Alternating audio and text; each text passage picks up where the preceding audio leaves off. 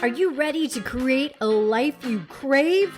Let's spin that doom loop of negativity into an upward success cycle and start living lucky. Good morning. I'm Jana. I'm Jason. And we are living lucky. Do you ever feel unfulfilled? Unsatisfied? Yeah. Like you're searching for something, you just can't quite put your finger on it. Where is that missing piece? You have this picture in your mind, maybe an expectation. You can't quite articulate it, or at least you feel like you have. You feel like you have expressed it the best you have the ability to do so. And a lot of times I think we do that in our own head. Like we don't actually verbalize, like we tell ourselves this is what I want, but then we don't get it because it hasn't been fully expressed. We're talking about clarity is what we're really talking about today. And specifically when it comes to vacations or an experience that you're about to plan, maybe one person in the group has an idea of what they think it's going to be. Oh, that's big. And then the other person has in their head an idea of what they picture, visualize, think that it's going to be. The missing link, the distinction is that there's a communication that isn't quite being said aloud. Yeah, the bridge isn't being built between the two ideas. There is a bridge, and sometimes when we are not saying things out loud, clearly to every party involved, you expect other people to kind of know what you're thinking and feeling, which is really weird, but I see it happen all the time. It happens for me. It's got to happen for everybody else because it's one of those things where it's like, this is how I expect things to go. And I try to verbalize in different ways, but sometimes it just doesn't connect. And sometimes our picture doesn't even take into account the entire the holistic view, if that makes sense. Yeah, because we're trapped in our own perspective. So we're looking at that experience through our own, let's call it cereal box, like when you can't read our the label own lens because you're inside the box. So it's like I'm viewing it from my own personal, emotional perspective, and it's hard for me to communicate that relating to everybody else's personal perspective. What are Jana and Jason even talking about? Let's put this into layman's terms. Well, I know that's what people are thinking when they listen to us. What are Jana and Jason even talking about? They throw out all this gerbil burble. So this year we have, again, Addie coming to stay with us for the week of kind of like that confidence building camp and experiential camp. Addie is 16 years old. Yeah, last year she was 15. And she comes to have Jana and Jason camp. That's what we call it. For 3 to 6 days. Now, here's the thing, is she literally asked us over the summer, hey, do you care if I come and go prom dress shopping? And I was like, sure, that would be great. Just let us know what week you want to come. And she came up with the third weekend in January that she was free to come prom dress shopping. And then she texted us a week ago and said, I've already bought a prom dress for this year. So I'll see you soon. I'm just going to come and spend the week with you. Yeah. Which is so cute, and we are so flattered. So she is just coming to spend the week with us. And one of the things is we don't want the experience of that week because initially there was a purpose, there was a plan. Yes. So we had that design or defined why she was coming, which is how you design the experience. Yes. Now there's ambiguity about the trip. Yes. Other than just personal time and the mentorship and the fun, things like that. But let's get clear. And to be honest with you, last year, I felt so badly because we took her to this holiday lighting experience, which ended up being such a dud. And It was dim. in our heads, in Jason and Jana's heads, we kind of built it up to be this awesome experience because In the the years year before, before, it had been awesome. But then the year we took her, it was totally... It was a dim experience. It was a total turd. So what we want to do is now leaning into, especially after the trip we just had to Kansas, Yes. is leaning into, all right, well, let's define the experience that we want to have. Let's vocalize it and get it out. And then let's start designing it and who we have to be. So asking the 3 most important questions really kind of leans into that understanding of what is this experience going to be like? Just like in life, what is this experience of life going to be like? So really what we're doing is we're just trying to get clear of, okay, what does everybody want? And then let's try to communicate and act as a team. Yeah. That's really what we're doing. Let's build the bridges. Let's build the the bridges. bridges. So this is a fun Experience for everyone. everybody. So one of the 3 most important questions are, what do I want to experience? And that can be this weekend, this month, this year, or this lifetime. What are the things that I want to experience? If you've listened to Jana and Jason in the past, we have 3 questions that we ask ourselves in all areas of life. These are the 3 most important questions. When we go into companies and we speak to companies, this is what we throw out as the 3 most important questions in life. These are the general foundational questions to just start building That's the canvas. the gaps. It just starts building the gaps, and it's how you start getting to know the team and getting to know your friends, getting to know your family, getting to know your employees. You ask them and yourself, what do I want to experience in life? How do I want to grow? That's question number 2.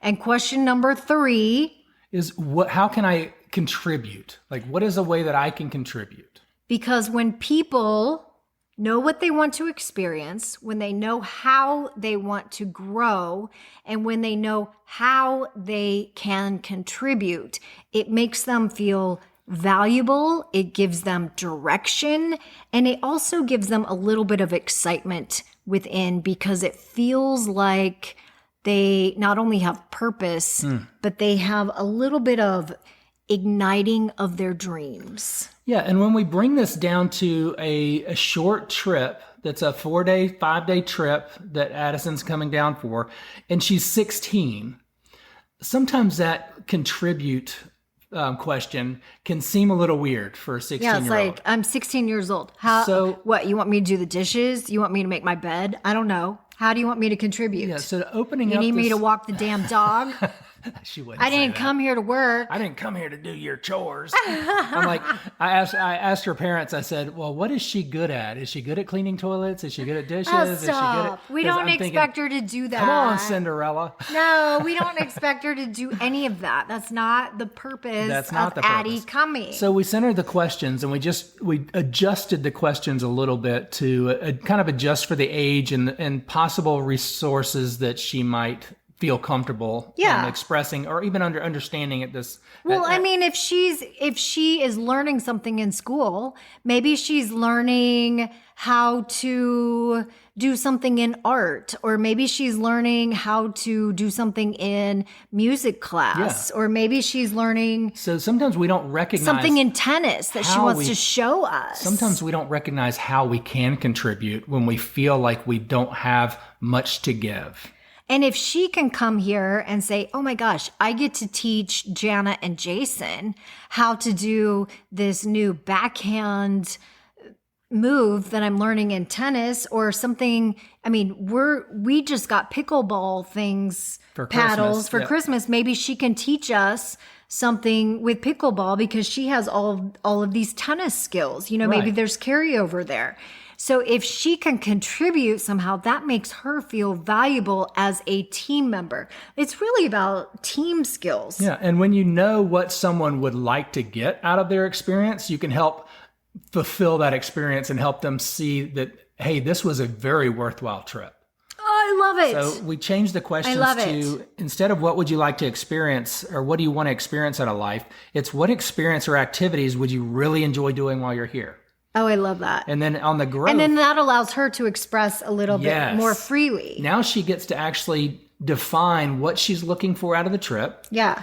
And it's not about marking off things, but when you feel progress, that feels good and that feels fulfilling. So it feels like I've invested here and I've gotten back from here. Yeah, which I mean, she's so cute. The way she answered, she was like, shopping is always fun. Yeah. And I'm like, she wants to go shopping. Well, and also she's just grateful for a lot of things. So she has gratitude kind of built in. So she'll find her own return on investment in the time that she's coming down here for. Right. But getting more out of it. So there's a way to get more out of everything that you do. And that's just by finding all those beautiful aspects of it. What she doesn't realize is that we signed her up for a ballroom dance dance. So we've signed her up for a couple of things. And we have a couple other things up our sleeve that I don't even want to say out loud, because if I do, she'll probably call us and say, I'm not coming. I'm not doing that. Because fear holds us back. And that almost kept us out of ballroom dancing. We talked about that in several podcasts. I know.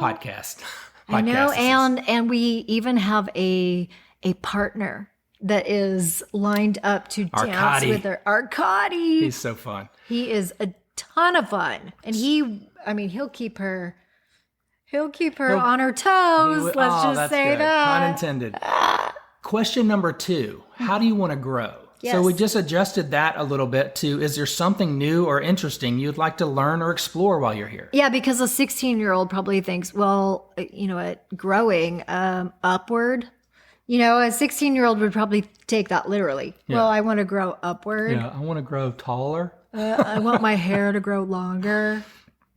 And then on the third question is, how can I contribute?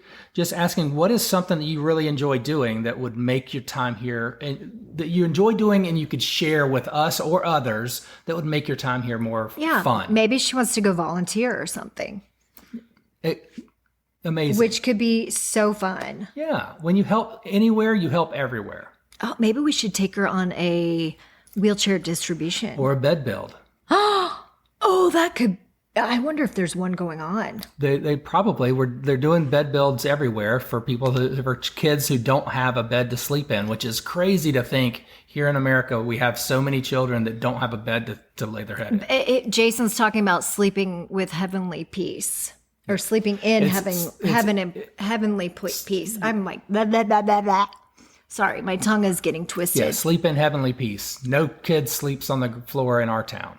Which Jason and I have done several times now, and it is just life profound. It is such a giving experience. It's a way to contribute. It is. It gives to us more than it gives to others. I feel like I go there and I put a few nails in the boards, and here I am building a bed and branding it and learning all sorts of things. Don't even have to know how to build a bread. We just got through. Why are we so tongue twisted? But you don't even have to know how to do the whole picture. Yeah. It's that small contribution that creates the bigger picture. Exactly. And that's kind of what these questions do. So all of us are trying to figure out the best way to experience life. It builds the bridge. Right?